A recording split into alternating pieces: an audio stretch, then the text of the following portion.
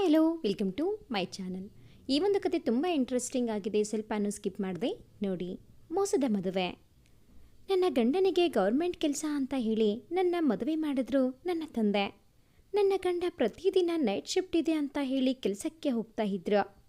ಒಂದು ದಿನ ನಮ್ಮ ಮನೆಗೆ ಬಂದ ನನ್ನ ಗೆಳತಿ ನಮ್ಮ ಮದುವೆ ಫೋಟೋ ನೋಡಿ ಒಂದು ಆಘಾತಕಾರಿ ಸತ್ಯ ಹೇಳಿದ್ಲು. ನನಗೆ ಅನುಮಾನ ಬಂದು ಒಂದು ದಿನ ನಾನು ನನ್ನ ಗಂಡನನ್ನು ಹಿಂಬಾಲಿಸಿ ಹೋದಾಗ ಅಲ್ಲಿ ನನ್ನ ಗಂಡ ಮಾಡ್ತಾ ಇದ್ದ ಕೆಲಸವನ್ನ ನೋಡಿ ನಾನು ದಂಗಾಗಿ ಹೋದೆ. ನನ್ನ ಹೆಸರು ಸಮನ್ವಿ. ನೋಡೋಕೆ ಚೆನ್ನಾಗಿದ್ದೀನಿ. ನನ್ನ ಅಪ್ಪ ರಮೇಶ್, ನನ್ನ ಅಮ್ಮ ಮಂಜುಳಾ. ನಮ್ಮ ಅಪ್ಪ ಅಮ್ಮನಿಗೆ ನಾನು ಒಬ್ಬಳೇ ಹೆಣ್ಣು ಮಗಳು. ನನಗೆ ಒಬ್ಬ ಅಣ್ಣ ಕೂಡ ಇದ್ದಾನೆ. ಅವನ ಹೆಸರು ಸಾಗರ್. ನಮ್ಮದು ಸುಖ ಸಂಸಾರ ಅಂತ ಹೇಳಿದ್ರೆ ತಪ್ಪಾಗಲ್ಲ. ನಮ್ಮದು ಸಿರಿವಂತ ಕುಟುಂಬ. ಆದರೆ ನಾನೇನೋ ಅಷ್ಟೊಂದು ಚೆನ್ನಾಗಿ ಓದ್ತಾ ಇರಲಿಲ್ಲ. ಓದೋದು ಅಂದರೆ ನನಗೆ ಅಷ್ಟು ಆಸಕ್ತಿ ಇರಲಿಲ್ಲ. SSLCಯಲ್ಲಿ ಫೇಲ್ ಆದೆ ನಾನು. ಆದರೆ ನನಗೆ ಮನೆಯಲ್ಲಿ ಉಳಿದ ಹಳೆ ಬಟ್ಟೆಗಳಿಂದ ತರತರಹದ ಮ್ಯಾಟ್ ಹಾಕೋ ಹವ್ಯಾಸ ಇತ್ತು ನನಗೆ. ನಮ್ಮ ಮನೆಯಲ್ಲಿ ಎಲ್ಲ ನಾನೇ ಹಾಕಿದ ಮ್ಯಾಟ್ಗಳನ್ನು ಬಳಸ್ತಾ ಇದ್ದಿದ್ದು. ಹಾಗೆ ಪಕ್ಕದ ಮನೆಯವರು ಯಾರಾದರೂ ಹಳೆ ಬಟ್ಟೆ ತಂದುಕೊಟ್ಟು ಇದರಿಂದ ಮ್ಯಾಟ್ ಹಾಕ್ಕೊಡು ಅಂತ ಕೇಳಿದ್ರು ಹಾಕ್ಕೊಡ್ತಾ ಇದ್ದೆ ನಾನು. SSLC ಫೇಲ್ ಆದ ಮೇಲೆ ಮನೆಯಲ್ಲೇ ಇದ್ನಲ್ಲ, ಹಾಗಾಗಿ ಮನೆ ಕೆಲಸದ ಜೊತೆಗೆ ಇದನ್ನು ಕೂಡ ಮಾಡ್ತಾ ಇದ್ದೆ. ಹೀಗೆ ದಿನಗಳು ಸಾಗುವಾಗ ನನಗೆ ಮದುವೆ ಮಾಡಬೇಕು ಅಂತ ಮನೆಯಲ್ಲಿ ಮಾತಾಡೋಕೆ ಶುರು ಮಾಡಿದ್ರು. ಕೆಲವೊಂದಷ್ಟು ಸಂಬಂಧಗಳನ್ನು ಕೂಡ ನೋಡಿದ್ರು. ಆದರೆ ಅದ್ಯಾವು ನಮಗೆ ಅಷ್ಟು ಒಪ್ಪಿಗೆ ಆಗಲಿಲ್ಲ. ನನಗೆ ಸಂಬಂಧ ನೋಡ್ತಾ ಇರೋ ವಿಷಯ ನಮ್ಮ ಅತ್ತೆ ಅಂದರೆ ನಮ್ಮ ತಂದೆಯ ಅಕ್ಕನಿಗೆ ಗೊತ್ತಾಯ್ತು. ಆಗ ಅವರು ಒಂದು ದಿನ ನಮ್ಮ ಮನೆಗೆ ಬಂದು, ನನ್ನ ಮಗನೇ ಇರುವಾಗ ನೀವ್ಯಾಕೆ ಯಾವುದ್ಯಾವುದೋ ಹುಡುಗನ ಹುಡುಕ್ತಿದ್ದೀರಾ? ನನ್ನ ಮಗನಿಗೆ ಏನು ಕಡಿಮೆ ಆಗಿದೆ? ಅದು ಅಲ್ಲದೆ ನನ್ನ ಮಗನಿಗೆ ನಮ್ಮ ಸಮನ್ವಿ ಅಂದರೆ ತುಂಬಾ ಇಷ್ಟ. ಅವಳನ್ನೇ ಮದುವೆ ಆಗಬೇಕು ಅಂತ ಕನಸು ಕಟ್ಟಿಕೊಂಡಿದ್ದಾನೆ. ನಮಗೆ ಹೊಲ ಮನೆ ಗದ್ದೆ ಎಲ್ಲ ಇಲ್ವಾ? ಅದಕ್ಕಿಂತ ಇನ್ನೇನು ಬೇಕು? ಸುಮ್ಮನೆ ನಿನ್ನ ಮಗಳನ್ನು ಕೊಟ್ಟು ನನ್ನ ಮಗನಿಗೆ ಮದುವೆ ಮಾಡು ಅಂತ ಹೇಳಿದ್ರು ನನ್ನ ಅತ್ತೆ. ಆದರೆ ನನ್ನ ತಂದೆ ಅದಕ್ಕೆ ಒಪ್ಪಲಿಲ್ಲ. ಯಾಕಂದರೆ ಗೌರ್ನಮೆಂಟ್ ಕೆಲಸದಲ್ಲಿ ಇರೋ ಹುಡುಗನಿಗೆ ನನ್ನ ಮದುವೆ ಮಾಡಬೇಕು ಅಂತ ನನ್ನ ತಂದೆಗೆ ಆಸೆ ಇತ್ತು. ಅದು ಅಲ್ಲದೆ ಹಳೆ ಸಂಬಂಧದಲ್ಲೇ ಮದುವೆ ಮಾಡೋಕ್ಕೆ ಅವರಿಗೆ ಇಷ್ಟ ಇರಲಿಲ್ಲ. ಹಾಗಾಗಿ ನಾನು ಮದುವೆ ಮಾಡಲ್ಲ ಅಂತ ಹೇಳಿ ಕಳುಹಿಸಿದ್ದರು. ಆಗ ನನ್ನ ಅತ್ತೆ, ಅದು ಯಾವ ಊರ ರಾಜ್ಕುಮಾರ್ನಿಗೆ ನಿನ್ನ ಮಗಳು ಮದುವೆ ಮಾಡ್ತೀಯ ಅಂತ ನಾನು ನೋಡ್ತೀನಿ ಅಂತ ನಮ್ಮ ಮನೆಯಿಂದ ಎದ್ದು ಹೋಗಿದ್ರು. ಇದೆಲ್ಲ ಆಗಿ ಒಂದು ತಿಂಗಳಿಗೆ ಒಬ್ಬರು ಬ್ರೋಕರ್ ಕಡೆಯಿಂದ ಒಂದು ಸಂಬಂಧ ಬಂತು. ಹುಡುಗ ಬೆಂಗಳೂರಲ್ಲಿ ಗೌರ್ನಮೆಂಟ್ ಕೆಲಸದಲ್ಲಿ ಇದ್ದಾನೆ. ನೋಡೋಕ್ಕೂ ತುಂಬ ಲಕ್ಷಣವಾಗಿದ್ದಾನೆ. ತಂದೆ ಇಲ್ಲ, ತಾಯಿ ಮಾತ್ರ ಇರೋದು. ಅದು ಅವರು ಹಳ್ಳಿಯಲ್ಲಿ ಇರ್ತಾರೆ. ಒಬ್ಬನೇ ಮಗ ಅಂತ ಹೇಳಿದ್ರು. ಅಪ್ಪ ಕೂಡ ಸರಿ ಆಯಿತು, ಹುಡುಗನ್ನ ಬರೋಕೆ ಹೇಳಿ ಅಂತ ಹೇಳಿದ್ರು. ಒಂದಿನ ಹುಡುಗ ಕೂಡ ನನ್ನನ್ನು ನೋಡೋಕ್ಕೆ ಅವರ ಅಮ್ಮನ ಜೊತೆ ಬಂದ್ರು. ಅವರ ಹೆಸರು ಮಹೇಶ್. ನೋಡೋಕ್ಕೂ ತುಂಬ ಲಕ್ಷಣವಾಗಿದ್ರು. ನಮ್ಮ ಮನೆಯಲ್ಲಿ ಎಲ್ಲರಿಗೂ ಹುಡುಗ ತುಂಬಾ ಇಷ್ಟ ಆದ್ರು. ಹುಡುಗನ ಅಮ್ಮ ಎಲ್ಲರ ಜೊತೆನೂ ತುಂಬ ಚೆನ್ನಾಗಿ ಮಾತಾಡಿ ನಮಗೂ ಹುಡುಗಿ ತುಂಬ ಇಡಿಸಿದ್ದಾಳೆ, ಮುಂದಿನ ಮಾತುಕತೆ ಮಾಡೋಣ ಅಂತ ಹೇಳಿದ್ರು. ಅದಕ್ಕೆ ಅಪ್ಪ, ನಾವು ಕೂಡ ನಿಮ್ಮ ಮನೆಯನ್ನ ಒಂದ್ಸಲ ಬಂದು ನೋಡ್ತೀವಿ, ಆಮೇಲೆ ಎಲ್ಲ ಒಪ್ಪಿಗೆ ಆದರೆ ಮುಂದುವರಿಸೋಣ ಅಂತ ಹೇಳಿದರು. ಹುಡುಗನ ತಾಯಿ ಕೂಡ ಅದಕ್ಕೆ ಒಪ್ಕೊಂಡ್ರು. ಆದರೆ ಹುಡುಗನ ಮುಖದಲ್ಲಿ ಯಾವುದೇ ಸಂತೋಷವೂ ಕಾಣಲಿಲ್ಲ. ಜೊತೆಗೆ ಹುಡುಗ ಏನೂ ಮಾತು ಆಡಲಿಲ್ಲ. ಇದನ್ನು ಎಲ್ಲರೂ ಗಮನಿಸಿದ್ವಿ. ಆಗ ಅಪ್ಪ, ಯಾಕೆ ಹುಡುಗ ಏನು ಮಾತಾಡ್ತಾ ಇಲ್ಲ? ಹುಡುಗನಿಗೆ ನಮ್ಮ ಹುಡುಗಿ ಒಪ್ಪಿಗೆ ಆಗಿಲ್ವಾ ಅಂತ ಕೇಳಿದ್ರು. ಆಗ ಹುಡುಗನ ತಾಯಿ, ಹಾಗೆಲ್ಲ ಏನೂ ಇಲ್ಲ, ಅವನಿಗೂ ನಿಮ್ಮ ಹುಡುಗಿ ಒಪ್ಪಿಗೆ ಆಗಿದ್ದಾಳೆ. ಆದರೆ ನಮ್ಮ ಹುಡುಗ ಜಾಸ್ತಿ ಮಾತಾಡಲ್ಲ, ತುಂಬ ಗಂಭೀರ, ಜೊತೆಗೆ ನಾಚಿಕೆ ಸ್ವಭಾವ ಅವನದ್ದು. ನಾವು ಮನೆಯಿಂದ ಹೊರಡುವಾಗಲೇ ಅವನು ಹೇಳಿದ್ದ, ಅಮ್ಮ, ನಿನಗೆ ಹುಡುಗಿ ಒಪ್ಪಿಗೆ ಆದರೆ ನನಗೂ ಒಪ್ಪಿಗೆನೆ. ನೀನು ಯಾವ ಹುಡುಗಿನ ತೋರಿಸಿ ತಾಳಿ ಕಟ್ಟು ಅಂತೀಯೋ ನಾನು ಅದೇ ಹುಡುಗಿನ ಮದುವೆ ಹಾಕ್ತೀನಿ ಅಂತ ಹೇಳಿದ್ದಾನೆ. ನಾನು ಹಾಕಿದ ಗೆರೆಯನ್ನು ದಾಟಲ್ಲ ನನ್ನ ಮಗ ಅಂತ ಹೇಳಿದ್ರು. ಹುಡುಗನ ಮನೆಯನ್ನು ಹೋಗಿ ನೋಡಿಕೊಂಡು ಬಂದದ್ದು ಆಯ್ತು. ಅವರ ಊರಲ್ಲೆಲ್ಲ ಹುಡುಗನ ಬಗ್ಗೆ ವಿಚಾರಿಸಿದಾಗ ಒಳ್ಳೆ ವಿಚಾರವನ್ನೇ ಹೇಳಿದ್ರು. ಹಾಗಾಗಿ ಎಲ್ಲರಿಗೂ ಸಂಬಂಧ ಒಪ್ಪಿಗೆ ಆಗಿತ್ತು. ಎಲ್ಲರಿಗೂ ಒಪ್ಪಿಗೆ ಆದಮೇಲೆ ನಮ್ಮ ಎಂಗೇಜ್ಮೆಂಟ್ ಕೂಡ ಫಿಕ್ಸ್ ಆಯಿತು. ಎಂಗೇಜ್ಮೆಂಟ್ನ ತುಂಬ ಗ್ರ್ಯಾಂಡಾಗೆ ಮಾಡಿದ್ರು. ಎಂಗೇಜ್ಮೆಂಟ್ ಮುಗಿದು ಮದುವೆ ದಿನ ಕೂಡ ಗೊತ್ತಾಯ್ತು. ಆದರೆ ಒಂದೇ ಒಂದು ದಿನವೂ ಹುಡುಗ ನನ್ನ ಜೊತೆ ಮಾತಾಡಲೇ ಇಲ್ಲ. ಇದನ್ನೆಲ್ಲ ಗಮನಿಸಿದ್ದ ನನ್ನ ಅಣ್ಣ ಒಂದಿನ, ಅಪ್ಪ, ನಮ್ಮ ಸಮನ್ವಿನ ಕಂಡ್ರೆ ಮಹೇಶ್ಗೆ ಇಷ್ಟ ಇಲ್ಲ ಅನಿಸುತ್ತೆ. ಯಾಕಂದರೆ ಮದುವೆ ಫಿಕ್ಸ್ ಆದಮೇಲೆ ಎಲ್ಲ ಹುಡುಗರು ತಮ್ಮ ಹುಡುಗಿ ಜೊತೆಗೆ ಮಾತಾಡಬೇಕು ಅಂತ ಅನ್ಕೋತಾರೆ, ಸಮಯ ಕಳೀಬೇಕು ಅಂತ ಅನ್ಕೋತಾರೆ. ಆದರೆ ಮಹೇಶ್ ಸಮನ್ವಿ ಜೊತೆ ಒಂದೇ ಒಂದು ದಿನಾನೂ ಮಾತಾಡಲಿಲ್ಲ. ಅವಳನ್ನು ಸರಿಯಾಗಿ ನೋಡೂ ಇಲ್ಲ. ನನಗ್ಯಾಕೋ ಈ ಮದುವೆ ಮಾಡೋದು ಬೇಡ ಅನಿಸ್ತಿದೆ ಅಪ್ಪ ಅಂತ ಹೇಳಿದ್ದ ನನ್ನ ಅಣ್ಣ. ಅದಕ್ಕೆ ನನ್ನಪ್ಪ, ಎಲ್ಲರೂ ಹುಡುಗಿ ಜೊತೆಗೆ ಹಾಗೆ ಮಾತಾಡಬೇಕು ಅಂತ ಏನು ರೂಲ್ಸ್ ಇಲ್ವಲ್ಲ, ಒಬ್ಬೊಬ್ಬರದ್ದು ಸ್ವಭಾವ ಒಂದೊಂದು ತರಹ ಇರುತ್ತೆ. ಮಹೇಶ್ ಗಂಭೀರ ಮತ್ತು ನಾಚಿಕೆ ಸ್ವಭಾವದವರು ಅಂತ ಅವರ ಅಮ್ಮನೇ ಹೇಳಿಲ್ವಾ? ಅದು ಅಲ್ಲದೆ ನಾವೆಲ್ಲ ಮಾತನಾಡಿಸುವಾಗ ಚೆನ್ನಾಗಿ ಮಾತಾಡ್ತಾರಲ್ಲ, ಇನ್ನೇನು ಮಾತಾಡಬೇಕು ನಿನಗೆ? ಮಾತುಗಳು ಯಾವಾಗಲೂ ತೂಕವಾಗಿರಬೇಕು, ಆಗಲೇ ಅದಕ್ಕೆ ಒಂದು ಬೆಲೆ. ಅವರು ತುಂಬ ಗಂಭೀರ ವ್ಯಕ್ತಿ ಅಂತ, ಮಾತು ಕಡಿಮೆ ಅಂತ ನಮಗೂ ಗೊತ್ತಾಗಿದೆ ತಾನೇ. ಮದುವೆ ಆದಮೇಲೆ ಎಲ್ಲ ಸರಿ ಹೋಗುತ್ತೆ ಬಿಡು ಅಂತ ಹೇಳಿ ಅಣ್ಣನ ಬಾಯನ್ನ ಮುಚ್ಚಿಸಿದ್ದರು ಅಪ್ಪ. ಮದುವೆಗೆ ಎಲ್ಲ ತಯಾರಿಯನ್ನು ಕೂಡ ಮಾಡ್ತಾ ಇದ್ರು. ಮಹೇಶ್ ಮಾತ್ರ ಆಫೀಸ್ ರಜಾ ಕೊಡಲ್ಲ ಅಂತ ಹೇಳಿ ಯಾವುದೇ ತಯಾರಿಯಲ್ಲೂ ಪಾಲ್ಗೊಳ್ಳಲಿಲ್ಲ. ಅವರಿಗೆ ಬಟ್ಟೆಗಳನ್ನು ಕೂಡ ಅಲ್ಲೇ ತಗೋತೀನಿ ಅಂತ ಹೇಳಿದ್ರು. ಹೀಗೆ ದಿನಗಳು ಸಾಗಿ ಮದುವೆ ದಿನ ಕೂಡ ಬಂತು. ಸಂಪ್ರದಾಯದಂತೆ ಮದುವೆ ಕೂಡ ಆಯಿತು. ಆದರೆ ಮದುವೆಗೆ ಮಹೇಶ್ ಅವರ ಫ್ರೆಂಡ್ಸ್ ಯಾರೂ ಬಂದಿರಲಿಲ್ಲ. ಕೇವಲ ಅವರ ಸ್ವಲ್ಪ ಜನ ಸಂಬಂಧಿಕರು ಮಾತ್ರ ಬಂದಿದ್ರು. ಮದುವೆ ಮುಗಿದು ಗಂಡನ ಮನೆಗೆ ಕೂಡ ಹೋಗಾಯ್ತು. ಮಾರನೇ ದಿನವೇ ಹೆಣ್ಣು ಕರೆಯೋ ಶಾಸ್ತ್ರ ಕೂಡ ಇತ್ತು. ಅದು ಕೂಡ ಮುಗೀತು. ಅಲ್ಲಿಂದ ಬರೋವಾಗ ನನ್ನ ಅತ್ತೆ, ಅವನು ಹೆಚ್ಚಿಗೆ ಮಾತಾಡೋದಿಲ್ಲ, ನೀನವನನ್ನು ಮಾತಾಡಿಸ್ತಾ ಅವನಿಗೆ ಹತ್ತಿರವಾಗು ಅಂತ ಹೇಳಿದ್ರು. ನಾನು ಕೂಡ ಸರಿ ಅಂತ ತಲೆ ಆಡಿಸಿದೆ. ಅವತ್ತೇ ನಮ್ಮ ಮನೆಯಲ್ಲಿ ನಮ್ಮ ಮೊದಲ ರಾತ್ರಿಗೆ ವ್ಯವಸ್ಥೆ ಮಾಡಲಾಗಿತ್ತು. ಆದರೆ ಮಹೇಶ್ ಅವರು ಅವರ ಪಾಡಿಗೆ ಮಲಗಿಬಿಟ್ರು. ಏನೊಂದು ಮಾತಾಡಲಿಲ್ಲ. ನನಗಂತೂ ಅವರ ಈ ನಡೆ ವಿಚಿತ್ರ ಅನಿಸಿತ್ತು. ಬೆಳಗ್ಗೆ ಎದ್ದು ನನ್ನಪ್ಪನ ಜೊತೆ, ನಾವು ಇವತ್ತೇ ಬೆಂಗಳೂರಿಗೆ ಹೊರಡ್ತೀವಿ, ತುಂಬ ದಿನ ರಜಾ ಮಾಡೋಕ್ಕಾಗಲ್ಲ ಅಂತ ಹೇಳಿ ಅವತ್ತೇ ನನ್ನನ್ನು ಕೂಡ ಜೊತೆಗೆ ಕರ್ಕೊಂಡು ಬೆಂಗಳೂರಿಗೆ ಹೊರಟರು ಅವರದೇ ಕಾರಲ್ಲಿ. ಬೆಂಗಳೂರಿಗೆ ಹೋಗುವಾಗ ಎಲ್ಲವನ್ನೂ ಬೆರಗು ಕಣ್ಣುಗಳಿಂದ ನೋಡ್ತಾ ಇದ್ದೆ ನಾನು. ಯಾಕೆ ಅಂದರೆ ಇದೇ ಮೊದಲ ಸಲ ನಾನು ಬೆಂಗಳೂರಿಗೆ ಹೋಗ್ತಾ ಇದ್ದಿದ್ದು. ಕಾರು ಅವರ ಮನೆ ಮುಂದೆ ಹೋಗಿ ನಿಂತಿತ್ತು. ನಂತರ ಕಾರಿಂದ ಇಳಿದ ಮಹೇಶ್ ಬಂದು ಡೋರ್ ತೆಗೆದಾಗ ನಾನು ಕೂಡ ಕಾರಿಂದ ಇಳಿದೆ. ಬಳಿಕ ಡೋರ್ ಲಾಕ್ ಓಪನ್ ಮಾಡಿದ ಮಹೇಶ್ ಸೀದಾ ಒಳಗಡೆಗೆ ಹೋದರು ಲಗೇಜ್ ತಗೊಂಡು. ನಾನು ಕೂಡ ಅವರನ್ನೇ ಹಿಂಬಾಲಿಸಿ ಮನೆಯೊಳಗಡೆ ಹೋದೆ. ಆದರೆ ನನ್ನ ಜೊತೆಗೆ ಅವರೇನೂ ಮಾತಾಡಲಿಲ್ಲ. ನಾನೇ ಮನೆಯೆಲ್ಲ ಒಂದು ಸುತ್ತು ಹಾಕಿದೆ. ಸಿಂಗಲ್ ಬೆಡ್ರೂಮ್ ಮನೆ ಅದು. ಅದು ಮಹೇಶ ಅವರ ಸ್ವಂತ ಮನೆ. ಮನೆ ಏನೋ ತುಂಬ ಚೆನ್ನಾಗಿತ್ತು.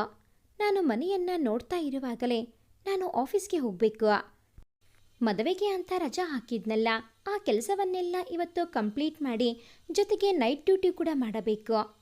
ಮತ್ತೆ ನನಗೆ ಪ್ರತಿದಿನ ನೈಟ್ ಡ್ಯೂಟಿ ಇರುತ್ತೆ. ನಾನು ಮತ್ತೆ ಬರೋದು ನಾಳೆ ಬೆಳಗ್ಗೆ. ಮನೆಯಲ್ಲಿ ತರಕಾರಿ ಎಲ್ಲ ಇದೆ, ಅಡುಗೆ ಮಾಡಿಕೊಂಡು ಊಟ ಮಾಡಿಕೊ, ಹಾಗೆ ಡೋರ್ ಲಾಕ್ ಮಾಡಿಕೊಂಡು ಮಲ್ಕೋ ಅಂತ ಹೇಳಿ ಹೊರಟೆ ಹೋದ್ರು. ನನಗೆ ಏನು ಹೇಳಬೇಕು ಅಂತ ಗೊತ್ತಾಗಲಿಲ್ಲ. ನಾನು ಏನಾದರೂ ಹೇಳಬೇಕು ಅಂದುಕೊಳ್ಳುವ ಅಷ್ಟರಲ್ಲಿ ಮಹೇಶ್ ಹೋಗಿ ಆಗಿತ್ತು.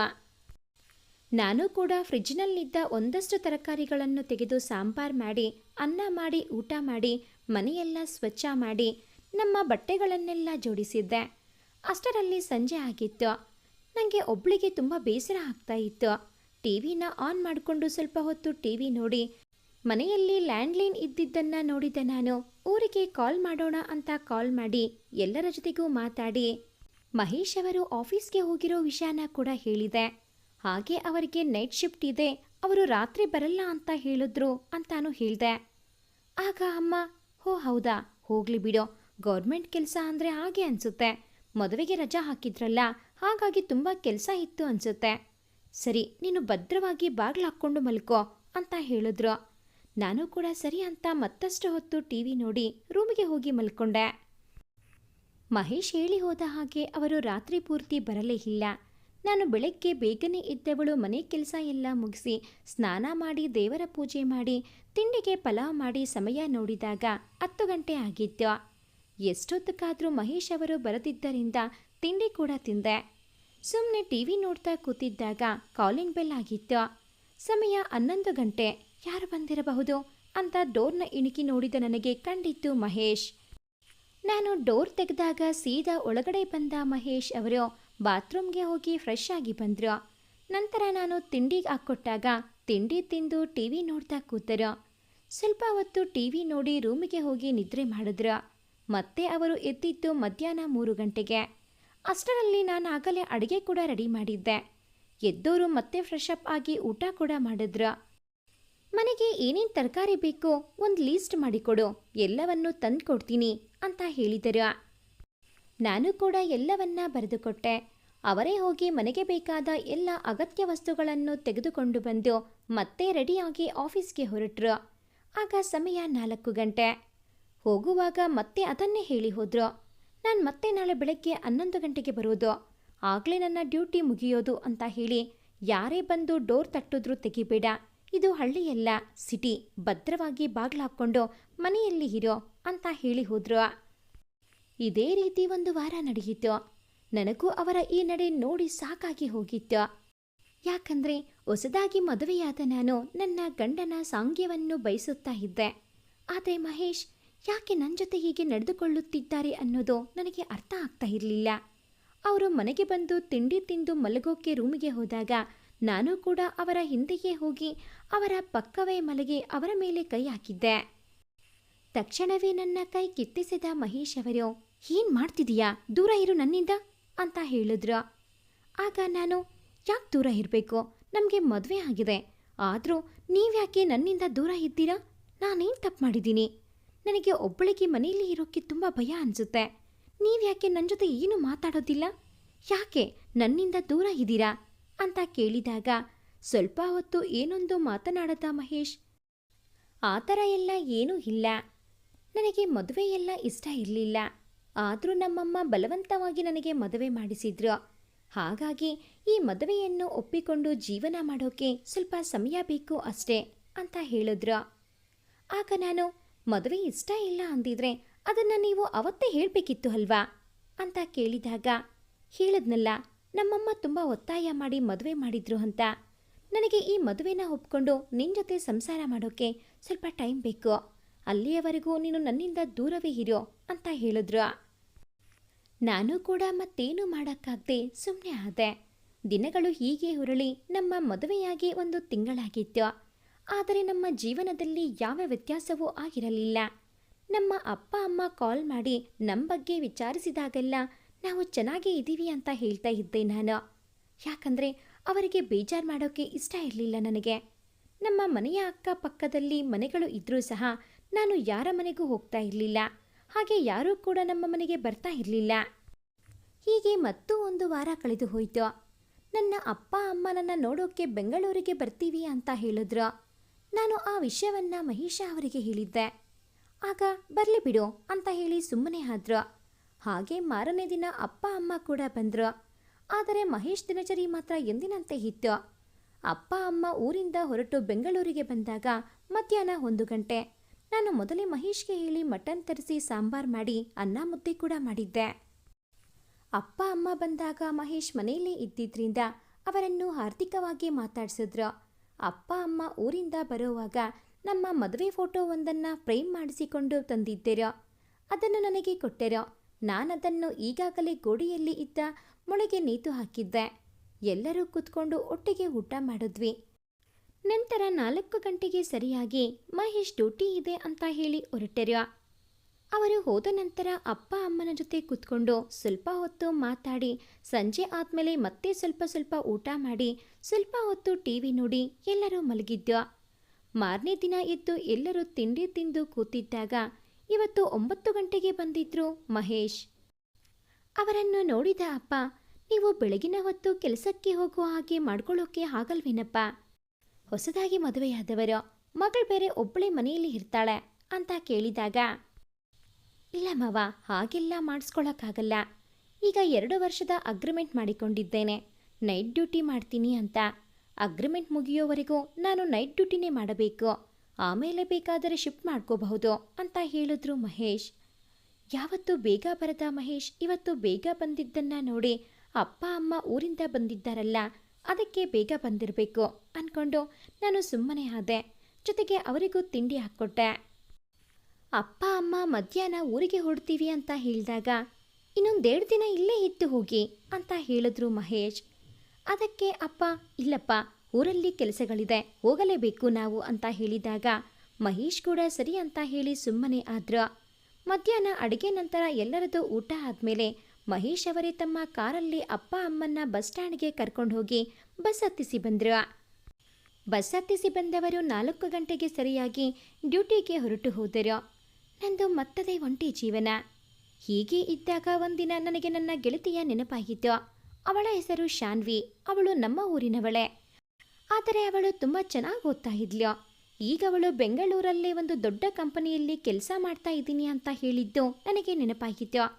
ನಾನು ಅಮ್ಮನಿಗೆ ಕಾಲ್ ಮಾಡಿ ಅವಳ ನಂಬರ್ ಕಲೆಕ್ಟ್ ಮಾಡಿಕೊಂಡೆ. ನಂಬರ್ ಪಡೆದ ನಾನು ಅವಳಿಗೆ ಕಾಲ್ ಮಾಡಿ, ನಾನು ಬೆಂಗಳೂರಲ್ಲೇ ಇರೋದಾಗಿ ಹೇಳಿ ನಿನ್ನನ್ನು ಮೀಟ್ ಮಾಡಬೇಕು, ಒಂದ್ಸಲ ಮನೆಗೆ ಬಾ ಅಂತ ಹೇಳಿದೆ. ಅವಳು ಕೂಡ ಸರಿ ಆಯಿತು ಅಂತ ಅಡ್ರೆಸ್ ತಿಳ್ಕೊಂಡು ಒಂದು ಭಾನುವಾರ ಸಂಜೆ 5 ಗಂಟೆಗೆ ನಮ್ಮ ಮನೆಗೆ ಬಂದ್ಲು. ಅವತ್ತು ಕೂಡ ಮಹೇಶ್ ಮನೆಯಲ್ಲಿ ಇರಲಿಲ್ಲ, ಆಫೀಸ್ಗೆ ಹೋಗಿದ್ರು. ಮನೆಗೆ ಬಂದ ಶಾನ್ವಿ ನಮ್ಮ ಮನೆಯಲ್ಲಿದ್ದ ನಮ್ಮ ಮದುವೆ ಫೋಟೋನ ನೋಡಿ ಆಶ್ಚರ್ಯದಿಂದ, ಇವರ ನಿನ್ನ ಗಂಡ ಅಂತ ಕೇಳಿದ್ಲು. ಆಗ ನಾನು, ಹೌದು, ಯಾಕೆ ಕೇಳ್ತಾ ಇದ್ದೀಯಾ ಅಂದಾಗ ಆಗ ಶಾನ್ವಿ, ಇವರು ನಮ್ಮ ಮೇಡಮ್ ಗಂಡ ಅಂತ ಹೇಳಿದ್ಲು. ನನಗೆ ಅವಳು ಹೇಳಿದ್ದು ಏನೆಂದು ಅರ್ಥ ಆಗಲಿಲ್ಲ. ನಾನು ಮತ್ತೆ ಸರಿಯಾಗಿ ಹೇಳು ಅಂತ ಕೇಳಿದಾಗ ಎಲ್ಲ ವಿಷಯವನ್ನು ವಿವರವಾಗಿ ನನಗೆ ಹೇಳಿದ್ಲು ಶಾನ್ವಿ. ಅವಳ ಮಾತುಗಳನ್ನು ಕೇಳಿದ ನನಗೆ ನಿಂತ ನೆಲವೇ ಕುಸಿದಂತಾಗಿತ್ತು. ಏನು ಮಾಡಬೇಕು, ಯಾರಿಗೆ ಹೇಳಬೇಕು ಅಂತ ದಿಕ್ಕೇ ತೋಚದಂತಾಗಿತ್ತು. ಆಗ ಶಾನ್ವಿ ನನಗೆ ಒಂದು ಉಪಾಯ ಹೇಳಿ ಜೊತೆಗೆ ಧೈರ್ಯವನ್ನು ಹೇಳಿ ಅಲ್ಲಿಂದ ಹೊರಟು ಹೋದಳು. ಕೊನೆಗೆ ನಾನು ಎಲ್ಲ ವಿಷಯವನ್ನು ನನ್ನ ಅಣ್ಣನಿಗೆ ಕಾಲ್ ಮಾಡಿ ಹೇಳಿ, ಹಾಗೆ ಮಹೇಶ್ ಅವರ ತಾಯಿಯ ಒತ್ತಾಯಕ್ಕೆ ನನ್ನನ್ನು ಮದುವೆಯಾಗಿರುವುದಂತೆ ಅಂತಾನೋ, ನನ್ನೊಂದಿಗೆ ಅವತ್ತು ಮಹೇಶ್ ಮಾತಾಡಿದ ಎಲ್ಲ ಮಾತುಗಳನ್ನು ಹೇಳಿ ಮತ್ತೆ ಅದೆಲ್ಲವನ್ನ ಖಚಿತಪಡಿಸಿಕೊಳ್ಳುವವರೆಗೂ ಅಪ್ಪ ಅಮ್ಮನಿಗೆ ವಿಷಯವನ್ನು ಹೇಳಬೇಡ ಅಂತ ಕೂಡ ಹೇಳಿದ್ದೆ. ಅಣ್ಣ ಕೂಡ ಸರಿ ಆಯಿತು ಅಂದವನು ಮಾರನೇ ದಿನ ಅಪ್ಪ ಅಮ್ಮನಿಗೆ ನನ್ನನ್ನು ನೋಡಿಕೊಂಡು ಬರ್ತೀನಿ ಅಂತ ಹೇಳಿ ಬೆಂಗಳೂರಿಗೆ ಬಂದಿದ್ದ. ಅಣ್ಣ ಮನೆಗೆ ಬಂದಾಗ ಮಧ್ಯಾಹ್ನ 2 ಗಂಟೆ ಆಗಿತ್ತು. ಅವತ್ತು ಮಹೇಶ್ ಇನ್ನೂ ಮನೆಯಲ್ಲೇ ಇದ್ರು, ಆಫೀಸ್ಗೆ ಹೋಗಿರಲಿಲ್ಲ. ಅವರು ಆಫೀಸ್ಗೆ ಹೋಗ್ತಾ ಇದ್ದಿದ್ದು 4 ಗಂಟೆಗೆ ಅಲ್ವಾ, ಹಾಗಾಗಿ ಇನ್ನೂ ಟೈಮ್ ಇದೆ ಅಂತ ಊಟ ಮಾಡಿ ರೂಮಲ್ಲಿ ಮಲಗಿದ್ರು. ಅಣ್ಣ ಬಂದು ಊಟ ಮಾಡಿ ಟಿವಿ ನೋಡುತ್ತಾ ಸುಮ್ಮನೆ ಕುಳಿತ. ಆಗ ಮಹೇಶ್ ಕೂಡ ಎದ್ದು ಬಂದರು. ಅಣ್ಣನನ್ನು ಮಾತಾಡಿಸಿ ಎಂದಿನಂತೆ ಆಫೀಸ್ಗೆ ರೆಡಿಯಾಗಿ 4 ಗಂಟೆಗೆ ಹೊರಟು ಹೋದರು. ಮಹೇಶ್ ಹೊರಟ ನಂತರ ಅಣ್ಣ ಮತ್ತೆ ನಾನು ಇಬ್ಬರೂ ಕೂಡ ಮಹೇಶ್ನನ್ನ ಹಿಂಬಾಲಿಸಿದೆವು ಅಣ್ಣನ ಕಾರಲ್ಲಿ. ಮಹೇಶ್ ಅವರ ಕಾರು ಹೋಗಿ ನಿಂತದ್ದು ಒಂದು ಮನೆಯ ಮುಂದೆ. ನಂತರ ಮನೆ ಒಳಗಡೆಯಿಂದ ಒಂದು ಹೆಂಗಸು ಒಂದು ಮಗುವಿನ ಜೊತೆ ಆಚೆಗೆ ಬಂದರು. ಅವರಿಬ್ಬರು ಮಹೇಶ್ ಅವರ ಕಾರನ್ನ ಹತ್ತಿ ಎಲ್ಲಿಗೋ ಹೊರಟರು. ನಾವು ಇದನ್ನೆಲ್ಲ ದೂರದಿಂದಾನೇ ಕಾರ್ ನಿಲ್ಲಿಸ್ಕೊಂಡು ನೋಡ್ತಾ ಇದ್ವಿ. ನಂತರ ನಾವು ಕೂಡ ಮಹೇಶ್ ಕಾರು ಹಿಂಬಾಲಿಸಿ ಹೊರಟೆವು. ನಂತರ ಅವರೆಲ್ಲ ಒಂದು ಶಾಪಿಂಗ್ ಮಾಲ್ಗೆ ಹೋಗಿ ಬೇಕಾದಷ್ಟು ವಸ್ತುಗಳನ್ನು ಖರೀದಿ ಮಾಡಿ ಅಲ್ಲೇ ಹೊರಗಡೆ ಊಟ ಮಾಡಿ ಸೀದಾ ಅವರ ಮನೆಗೆ ಹೋದ್ರು. ಇದನ್ನೆಲ್ಲ ನೋಡ್ತಾ ಇದ್ದ ನನಗೆ ದುಃಖ ಉಮ್ಮಳಿಸಿ ಬರ್ತಾ ಇತ್ತು. ನನ್ನ ಗಂಡನನ್ನ ಯಾವುದೋ ಬೇರೆ ಹೆಂಗಸಿನ ಜೊತೆ ನೋಡೋಕೆ ನನ್ನ ಮನಸ್ಸಿಗೆ ಕಷ್ಟ ಆಗ್ತಾ ಇತ್ತು. ನನ್ನಣ್ಣ ಅವನನ್ನ ಈಗಲೇ ಹೋಗಿ ಕೇಳ್ತೀನಿ, ಯಾಕೆ ನನ್ನ ತಂಗಿಗೆ ಮೋಸ ಮಾಡಿದ್ದೆ ಅಂತ ಎಂದು ಎದ್ದು ಕೋಪದಲ್ಲಿ ನಡೆದಾಗ ನನ್ನ ಅಣ್ಣನನ್ನ ತಡೆದ ನಾನು, ಈಗ ಏನು ಮಾತಾಡೋದು ಬೇಡ ಅಣ್ಣ, ನಾಳೆ ಅವರೇ ಮನೆಗೆ ಬರಲಿ, ಆಗ ಮಾತಾಡೋಣ ಅಂತ ಸಮಾಧಾನ ಪಡಿಸಿ ಮನೆಗೆ ಕರ್ಕೊಂಡು ಬಂದೆ. ಎಂದಿನಂತೆ ಮರುದಿನ ಬೆಳಗ್ಗೆ 11 ಗಂಟೆಗೆ ಮಹೇಶ್ ಮನೆಗೆ ಬಂದ್ರು. ಅಣ್ಣ ಕೂಡ ಹಾಲಲ್ಲಿ ಟಿವಿ ನೋಡ್ತಾ ಕೂತಿದ್ದ. ಮಹೇಶ್ ಬಂದು ತಮ್ಮ ಪಾಡಿಗೆ ತಾವು ಹೋಗಿ ಫ್ರೆಶ್ ಆಗಿ ಬಂದು ಕುಳಿತರು. ನಾನು ಕೂಡ ತಿಂಡಿ ಕೊಟ್ಟೆ. ತಿಂಡಿ ತಿಂದಾದ ಮೇಲೆ ನಾನವರನ್ನ ಕೇಳಿದೆ, ಯಾಕೆ ನನಗೆ ಈ ತರಹ ಮೋಸ ಮಾಡಿದ್ರಿ ಅಂತ. ಆಗ ಮಹೇಶ್, ನಾನೇನು ಮಾಡಿದೆ ಅಂತ ಕೇಳಿದ್ರ. ಆಗ ನನ್ನ ಅಣ್ಣ ಮಹೇಶ್ ಮುಂದೆ ಅವನ ಫೋನಲ್ಲಿದ್ದ ಫೋಟೋಗಳನ್ನು ತೋರಿಸಿದ. ಮಹೇಶ್ ಬೇರೆ ಹೆಂಗಸಿನ ಜೊತೆ ಮತ್ತೆ ಮಗುವಿನ ಜೊತೆ ಇದ್ದ ಫೋಟೋಗಳ ತೆಗೆದುಕೊಂಡಿದ್ದ. ಅದನ್ನೆಲ್ಲ ನೋಡಿದ್ದ ಮಹೇಶ್ ಗಾಬರಿ ಏನೂ ಆಗಲಿಲ್ಲ. ಬದಲಾಗಿ ಶಾಂತವಾಗೇ, ಹಾಗಾದರೆ ಎಲ್ಲ ವಿಷಯ ನಿಮಗೆ ಗೊತ್ತಾಗಿದೆ ಅಂತ ಆಯಿತು, ಒಳ್ಳೆಯದೇ ಆಯಿತು ಬಿಡಿ, ನಾನು ಹೇಗಪ್ಪ ಇದನ್ನೆಲ್ಲ ಹೇಳೋದು ಅನ್ಕೋತಾ ಇದ್ದೆ, ನೀವಾಗೆ ತಿಳ್ಕೊಂಡಿದ್ದು ಇನ್ನೂ ಒಳ್ಳೆಯದೇ ಆಯಿತು ಅಂದ್ರು. ಮಹೇಶ್ ಮಾತನ್ನ ಕೇಳಿದ ನಮಗೆ ಆಶ್ಚರ್ಯವಾಗಿತ್ತು. ನಾವು ಆಶ್ಚರ್ಯದಲ್ಲೇ ಅವರನ್ನು ನೋಡುವಾಗ ಮಾತು ಆರಂಭಿಸಿದ ಮಹೇಶ್ ತಮ್ಮ ಮಾತನ್ನು ಆರಂಭಿಸಿದ್ರು. ನನಗೆ ಗವರ್ನಮೆಂಟ್ ಕೆಲಸ ಏನೋ ಸಿಕ್ಕಿದ್ದು ನಿಜ, ಆದರೆ ನಾನು ಲಂಚ ತಗೊಂಡೆ ಅನ್ನೋ ಕಾರಣಕ್ಕೆ ನನ್ನನ್ನು ಕೆಲಸದಿಂದ ತೆಗೆದುಹಾಕಿದ್ರು. ಆದರೆ ನಾನು ಅದ್ಯಾವ ವಿಷಯವನ್ನು ನಮ್ಮ ಊರಲ್ಲಾಗಲಿ ಅಮ್ಮನ ಬಳಿಯಾಗಲಿ ಹೇಳಿಲ್ಲ. ಯಾಕೆಂದರೆ ನನಗೆ ಕೆಲಸ ಸಿಕ್ಕಿದ ಮೇಲೆ ಎಲ್ಲರೂ ನನಗೆ ಗೌರವ ಕೊಟ್ಟು ಮಾತಾಡಿಸ್ತಾ ಇದ್ರು. ಅದನ್ನು ಕಳ್ಕೊಳ್ಳೋಕೆ ನನಗೆ ಇಷ್ಟ ಇರಲಿಲ್ಲ. ಗವರ್ನಮೆಂಟ್ ಕೆಲಸ ಕಳೆದುಕೊಂಡ ಮೇಲೆ ಬೇರೆ ಕೆಲಸಕ್ಕಾಗಿ ಹುಡುಕ್ತಾ ಇದ್ದೆ. ಆಗ ನನಗೆ ಒಂದು ಕಂಪ್ನಿಲಿ ಕೆಲಸ ಸಿಕ್ತು. ಅಲ್ಲಿ ನನಗೆ ಕೆಲಸ ಕೊಟ್ಟಿದ್ದು ನೀವು ನನ್ನ ಜೊತೆ ನೆನ್ನೆ ನೋಡಿದ್ರಲ್ಲ, ಅದೇ ಹೆಂಗಸು. ಅವರ ಹೆಸರು ಲಾವಣ್ಯ. ಅವರಿಗೆ ಗಂಡ ಇರಲಿಲ್ಲ. ಅವರ ಗಂಡ ಒಂದು ಆಕ್ಸಿಡೆಂಟಲ್ಲಿ ತೀರ್ ಹೋಗಿದ್ರು. ಒಂದು ಹೆಣ್ಣು ಮಗು ಇತ್ತು. ನಾನು ಕೆಲಸಕ್ಕೆ ಸೇರಿಕೊಂಡ ಮೇಲೆ ನಮ್ಮಿಬ್ಬರ ನಡುವೆ ಸಲಿಗೆ ಬೆಳೆದು ಅದು ಪ್ರೀತಿ ಆಯ್ತು. ನಾನು ಈ ಮನೆಯನ್ನ ಆಗಲೇ ತಗೊಂಡಿದ್ದೆ. ಆದರೆ ಈ ಮನೆಯನ್ನು ಬಿಟ್ಟು ನಾನು ಅವಳ ಜೊತೆಗೆ ಅವರ ಮನೆಯಲ್ಲಿ ವಾಸ ಮಾಡೋಕ್ಕೆ ಶುರು ಮಾಡಿದೆ. ಸಿಂಪಲ್ ಆಗಿ ದೇವಸ್ಥಾನದಲ್ಲಿ ಮದುವೆ ಕೂಡ ಆದ್ವಿ. ಆಫೀಸಲ್ಲಿ ಎಲ್ಲರಿಗೂ ನಾವು ಮದುವೆ ಆಗಿರೋ ವಿಷಯ ಗೊತ್ತಾಯ್ತು. ಆಫೀಸ್ನ ಇಬ್ರು ಸೇರ್ಕೊಂಡೇ ನೋಡ್ಕೋತಾ ಇದ್ವಿ. ಎಲ್ಲವೂ ಚೆನ್ನಾಗಿತ್ತು. ಆದರೆ ನಮ್ಮಮ್ಮನಿಗೆ ಈ ವಿಷಯ ಹೇಗೆ ಹೇಳಬೇಕು ಅಂತ ನನಗೆ ತಿಳಿಲಿಲ್ಲ. ನಾನು ಲಾವಣ್ಯನ ಮದುವೆ ಆಗಿರೋದ್ರ ಬಗ್ಗೆ ಹೇಳಿದ್ರೆ ಖಂಡಿತ ನಮ್ಮಮ್ಮ ಈ ಮದುವೆನ ಲಾವಣ್ಯನ ಒಪ್ಪಿಕೊಳ್ಳಲ್ಲ ಅಂತ ನನಗೆ ಗೊತ್ತಿತ್ತು. ಅದು ಅಲ್ಲದೆ ನಮ್ಮ ತಾಯಿ ಒಬ್ಬ ಹಾರ್ಟ್ ಪೇಷಂಟ್. ಅವರಿಗೆ ಇಂಥ ವಿಷಯಗಳನ್ನೆಲ್ಲ ತಡೆಯೋ ಶಕ್ತಿ ಇಲ್ಲ ಅಂತ ಡಾಕ್ಟರ್ ಮೊದಲೇ ಹೇಳಿದ್ದರು. ಅದಕ್ಕೆ ನನ್ನ ಮದುವೆ ಬಗ್ಗೆ ಏನು ಹೇಳಕ್ಕಾಗಲಿಲ್ಲ. ವಿಧಿ ಇಲ್ಲದೆ ಅವರ ಮಾತಿಗೆ ಮಣಿದು ನಿನ್ನನ್ನು ಮದುವೆಯಾಗಬೇಕಾಯಿತು. ಅದು ಅಲ್ಲದೆ ನಿನ್ನನ್ನು ಮದುವೆ ಆಗೋಕ್ಕೆ ಮತ್ತೊಂದು ಕಾರಣ ಅಂದರೆ ನಮ್ಮ ಊರಿನಲ್ಲಿ ನನಗೆ ಇದ್ದ ಗೌರವ. ನಾನು ಈಗಾಗಲೇ ಮದುವೆ ಆಗಿ ಮಗು ಇರುವ ಒಂದು ಹೆಣ್ಣನ್ನ ಮದುವೆಯಾಗಿದ್ದೀನಿ ಅಂತ ಊರಲ್ಲಿ ತಿಳಿದ್ರೆ ನನ್ನ ಮರ್ಯಾದೆ ಹೋಗುತ್ತೆ ಅನ್ನೋ ಭಯ. ಅದಕ್ಕೆ ನಿನ್ನ ಮದುವೆ ಆದೆ. ಲಾವಣ್ಯ ಕೂಡ ಇದಕ್ಕೆ ಒಪ್ಪಿಗೆ ಕೊಟ್ಟಿದ್ಲು ಅಂತ ಹೇಳಿ ಮಾತು ಮುಗಿಸುವಷ್ಟರಲ್ಲೇ ನನ್ನ ಅಣ್ಣ ಮಹೇಶ್ ಕಪಾಳಕ್ಕೆ 2 ಬಾರಿಸಿದ್ದ. ನಿಮ್ಮಮ್ಮ ಆರ್ಟ್ ಪೇಷಂಟು ಸಾಯ್ತಾಳೆ ಅಂತ, ನಿನ್ನೂರಲ್ಲಿ ನಿನ್ನ ಮರ್ಯಾದೆ ಹಾಳಾಗುತ್ತೆ ಅಂತ ನನ್ನ ತಂಗಿನ ಮದುವೆ ಮಾಡ್ಕೊಂಡೆಯಾ? ಅದು ಅಲ್ಲದೆ ಇದಕ್ಕೆಲ್ಲ ನಿನ್ನ ಮೊದಲನೇ ಹೆಂಡತಿ ಒಪ್ಪಿಗೆ ಬೇರೆ ಕೊಟ್ಲಾ? ನಿನಗೆ ಮದುವೆ ಆಗೋಕೆ ಇಷ್ಟ ಇಲ್ಲ ಅಂದಿದ್ರೆ ಅದನ್ನು ಮೊದಲೇ ನಮ್ಮ ಹತ್ರ ಹೇಳಬೇಕಿತ್ತು ಕಣೋ ಲೋಫರ್. ಅದನ್ನು ಬಿಟ್ಟು ಸುಳ್ಳು ಹೇಳಿ ಮದುವೆ ಮಾಡಿಕೊಂಡಿತ್ತು ಅಲ್ಲದೆ ನನ್ನ ತಂಗಿ ಜೀವನವನ್ನೇ ಹಾಳು ಮಾಡಿ ಕತೆ ಬೇರೆ ಹೇಳ್ತಿದೀಯಾ ಅಂತ ಮನಸ್ಸೋ ಇಚ್ಛೆ ತಿಳಿಸಿದ್ದ ನನ್ನ ಅಣ್ಣ ಮಹೇಶ್ಗೆ. ಆಗ ಮಹೇಶ್, ನಾನು ಇದುವರೆಗೂ ನಿಮ್ಮ ತಂಗಿನ ಮುಟ್ಟೇ ಇಲ್ಲ ಗೊತ್ತಾ. ನಾನೇನು ಅವಳ ಜೀವನವನ್ನು ಹಾಳು ಮಾಡಿಲ್ಲ ಅಂತ ಸಮಜಾಯಿಷಿ ಕೊಡೋಕೆ ಬಂದಾಗ ಮತ್ತೆರಡು ಬಾರಿಸಿದ್ದ ನನ್ನ ಅಣ್ಣ. ಮಹೇಶ್ ಮಾತುಗಳನ್ನೆಲ್ಲ ಕೇಳಿದ ನನಗೆ ನಿಂತ ನೆಲವೇ ಕುಸಿದಂತಾಗಿತ್ತು. ಅವತ್ತು ನನ್ನ ಗೆಳತಿ ಶಾನ್ವಿ ಮನೆಗೆ ಬಂದಾಗ ನಮ್ಮ ಮದುವೆ ಫೋಟೋ ನೋಡಿ ಇವರು ನಮ್ಮ ಬಾಸ್ ಗಂಡ ಅಂತ ಹೇಳಿದ್ಲು. ಆಗ ನಾನು ಅವಳ ಮಾತನ್ನು ಅಷ್ಟಾಗಿ ನಂಬಲಿಲ್ಲವಾದ್ರು ಅವಳು ಹೇಳಿದಷ್ಟು ಮಾತುಗಳು ಸತ್ಯವೇ ಆಗಿತ್ತು. ಯಾಕಂದರೆ ಶಾನ್ವಿ ಕೂಡ ಅವರದೇ ಕಂಪನಿಯಲ್ಲಿ ಕೆಲಸ ಮಾಡ್ತಾ ಇದ್ದಿದ್ದು. ಒಂದು ವೇಳೆ ಶಾನ್ವಿ ನನಗೆ ಅವತ್ತು ಈ ಸತ್ಯನ ಹೇಳದೆ ಹೋಗಿದ್ರೆ ಮಹೇಶ್ನ ಅಸಲಿ ಮುಖ ನಮಗೆ ಗೊತ್ತೇ ಆಗ್ತಾ ಇರಲಿಲ್ಲ. ಆದರೆ ಈಗ ನನ್ನ ಮುಂದಿನ ಜೀವನ ಏನು ಅನ್ನೋ ಪ್ರಶ್ನೆ ಕಾಡ್ತಾ ಇತ್ತು ನನಗೆ. ನನ್ನ ಅಣ್ಣ ನನ್ನನ್ನು ಅವನ ಜೊತೆಗೆ ಊರಿಗೆ ಕರ್ಕೊಂಡು ಹೋಗಿ ಎಲ್ಲ ವಿಷಯವನ್ನು ಅಪ್ಪನ ಬಳಿ ಹೇಳಿ ಕೊನೆಗೆ ಮಹೇಶ್ ಮೇಲೆ ಕಂಪ್ಲೇಂಟ್ ಕೊಟ್ಟು ಅವರನ್ನು ಜೈಲಿಗೆ ಹಾಕಿಸಿದ. ಅವರಿಗೆ ಶಿಕ್ಷೆ ಕೂಡ ಆಯಿತು.